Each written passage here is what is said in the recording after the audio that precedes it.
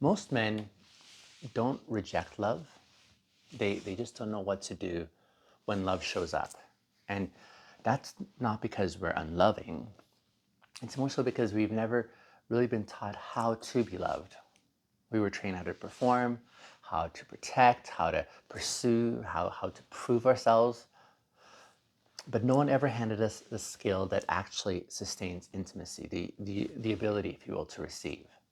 And receiving love requires something I think this world didn't really prepare us for, and that is surrender.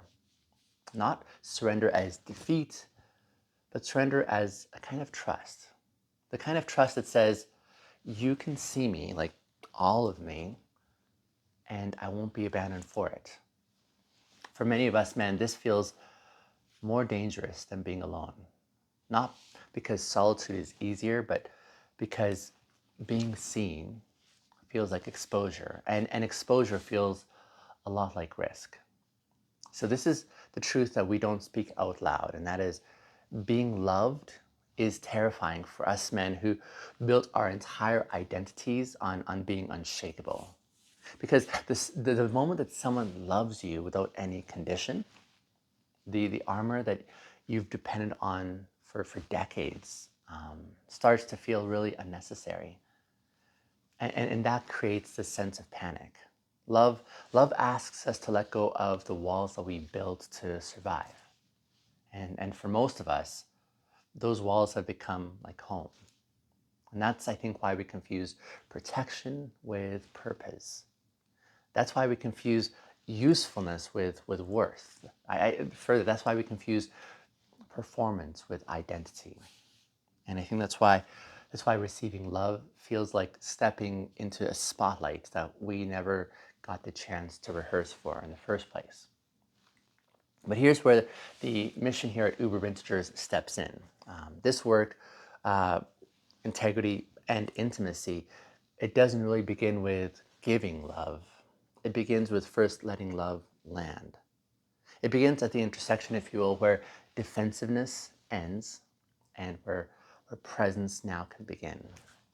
And presence is really the heart of this series of S.I.M.P this month, Strength and Master Presence, S.I.M.P. The cultural S.I.M.P is an insult that mocks availability and softness and vulnerability.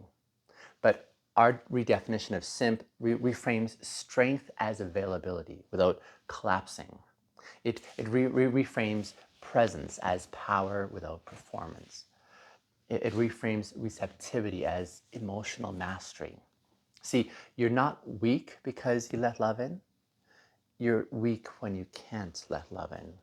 Because the man who can't receive love becomes really a man who can't sustain connection with himself or with anyone else for that matter. But let's take a pause here, because this is, I think, where the pacing shifts a bit. There's a particular pain of being praised but not believing it, right? To hear, for example, I love you, but thinking, but you really don't mean that. To being told you're enough and still waiting for the moment that proves you're not enough. I mean, that pain isn't arrogance, I'd say, or insecurity. It's more so like unprocessed history. It's what happens when love tries to land on a nervous system that's still stuck in like survival mode. When care meets a body that has spent decades bracing for disappointment. And when affection meets a worldview, if you will, that's shaped by abandonment. You can't trust the good when you're still scanning for the damage, right? And that's the tragedy of men who never really learned to receive love. They treat love like a temporary gift instead of a permanent truth. You can't receive love when you've been really conditioned to equate vulnerability with danger, right? When being soft once got you punished. When being open once just got you mocked. When being honest at one point got you dismissed. When, say, being seen brought shame. So you learn protection instead of presence. You learn productivity instead of vulnerability. You learn self-sufficiency instead of connection. And you learn to survive by controlling what you could give, because giving feels powerful, right? But receiving feels a lot like exposure. And exposure feels unsafe. But here's the revelation. Giving is often a defense. If you're the giver, you don't risk disappointment. If you're the one who's always leading, you don't risk being abandoned, right? If you're the one who never really needs, you don't really risk being let down. But that's not love. That's management, isn't it? That's emotional risk reduction. That's masquerading as masculinity. And it keeps you from experiencing the depth that you are secretly longing for. So let's stitch in the S.I.M.P clarity here, like strength and mastered presence, our new redefinition of S.I.M.P. Because what strength and mastered presence means is this. You don't need to control love to stay safe. You don't need to stay present, you need to stay present long enough with yourself that love can no longer feel like a threat. See, presence is what allows vulnerability without self-abandonment, if you will. Presence is what lets tenderness land without panic. Presence is what makes love feel grounding instead of destabilizing. And that's, I think, the masculine frame that we built in this movement. Not dominance, not control, not stoicism for survival's sake, but emotional presence that can actually hold a connection without collapsing under it. But let's go deeper here, because here's where the pacing, I think, softens for just a moment. Many of us grew up equating love with performance. We learned that love was really something we had to earn, and something that we had to chase, something we had to even buy at some point, something to maintain through our usefulness. And so when someone comes to us and freely offers it, and we didn't have to earn it, we didn't have to request it, we didn't have to manipulate for it, our system doesn't really know what to do there, right? It kind of misreads the generosity as danger. It misreads the affection as an obligation. It misreads the devotion, if you will, as a form of deception. And then suddenly the question starts to spiral for us. I mean, what do they really want? Like, what happens when I disappoint this individual? How long will it be until they leave me? Or what part of me are they really not seeing, right? What if this is all just a mistake on their part? I mean, these questions, they don't mean you're unready for love. They just mean that you were never really taught how to receive it without actually preparing for the fall. And when you live on the edge of this anticipated loss, you're sabotaging the very thing that you desire the most. You in essence are pushing people away for safety, right? You minimize the affection, you deflect compliments, you pretend indifference, you stay strong to avoid being seen. But what's actually happening is, I think, more simple. You're trying to preserve your sense of control. And this is where I think S.I.M.P must cut through the noise here. Real masculine strength is not control, it's capacity. Capacity to stay open under pressure, capacity to remain present when affection touches that wound, capacity, if you will, to let yourself be seen without needing to perform. That's strength in mastered presence. Not the caricature that the manosphere mocks. It's the mastery that they haven't quite experienced yet. So let's maybe do another shift here again at this point.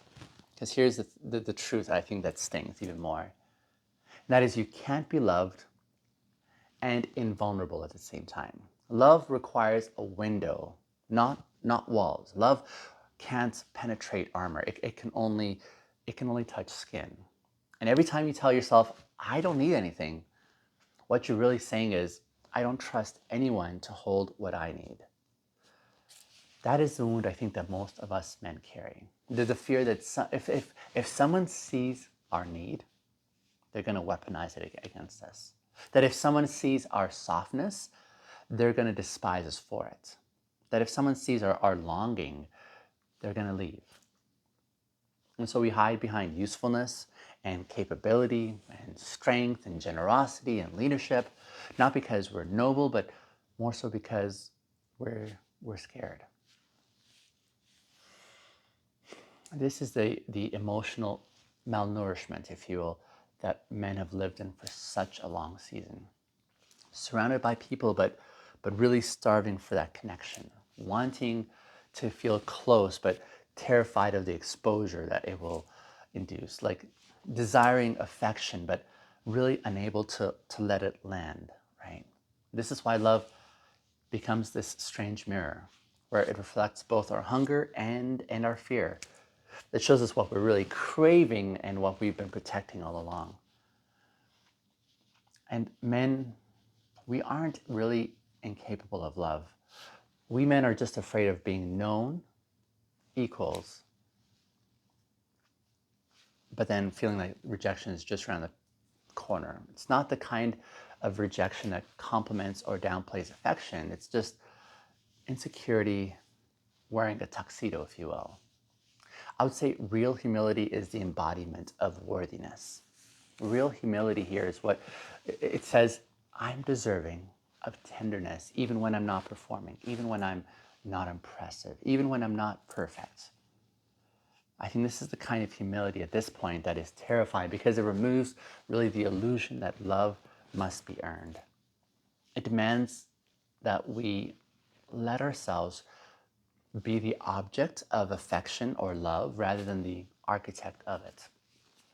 This is why so many of us men confuse being needed with being loved. See, when someone depends on you, you feel essential.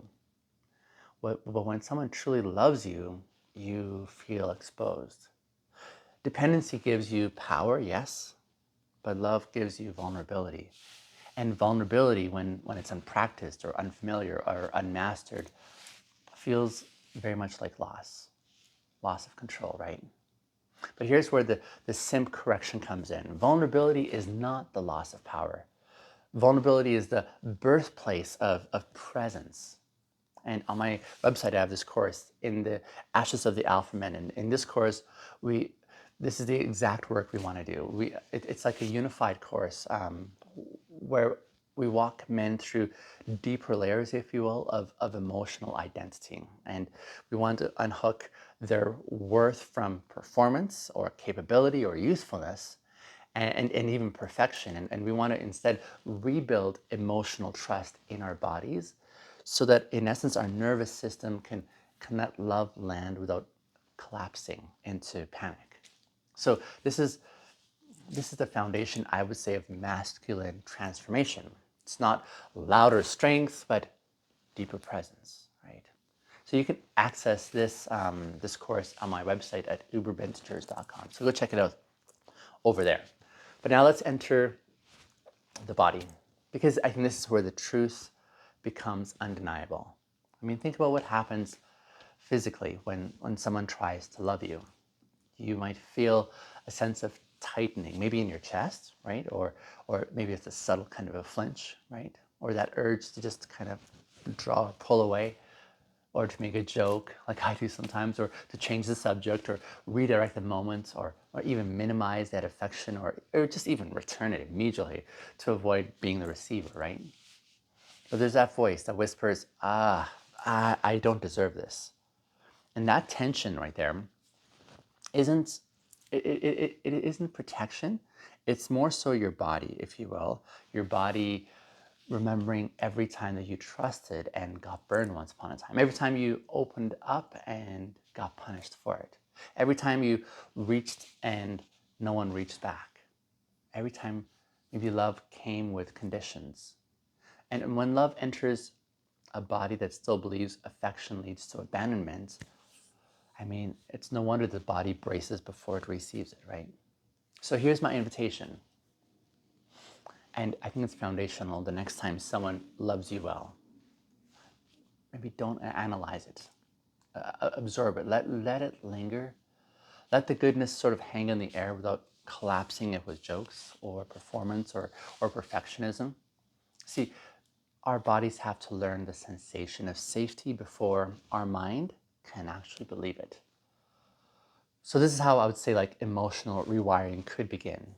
Not through these grand insights, but through like small moments of allowing it. Moments of breathing perhaps instead of bracing. Moments of accepting instead of avoiding. Moments of receiving instead of performing, right? See, we can't think our way into receiving love. I think we more so have to practice it. And practice could look something like this. It could be letting yourself be complimented without deflecting, right? Or accepting help without feeling guilt. Or letting someone's I love you land before returning it, right? Leaning into affection without adding more conditions. Or allowing presence without producing value. Like, all this isn't selfish. This is stewardship. It's learning how to let goodness move through you instead of moving around you. And here's where S.I.M.P lands hard.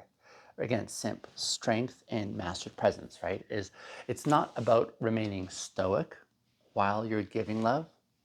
It's also about remaining open while you're receiving love. Because presence isn't just an outward practice, it's also like this inward capacity. And the men who can receive love become really the men who can actually hold love. And the men who can actually hold love become now the men who can actually offer love without fear.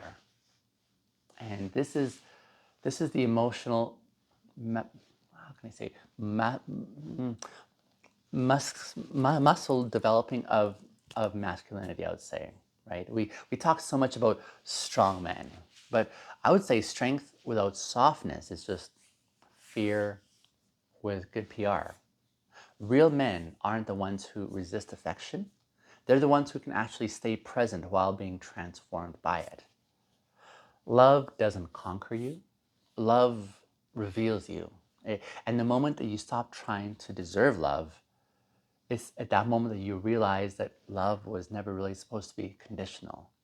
And when you learn to receive love, everything begins to shift here. You now stop chasing validation. You stop overgiving. You stop confusing intensity with intimacy. You stop performing. And all this because love that's received doesn't need to be proven. It just needs to be present.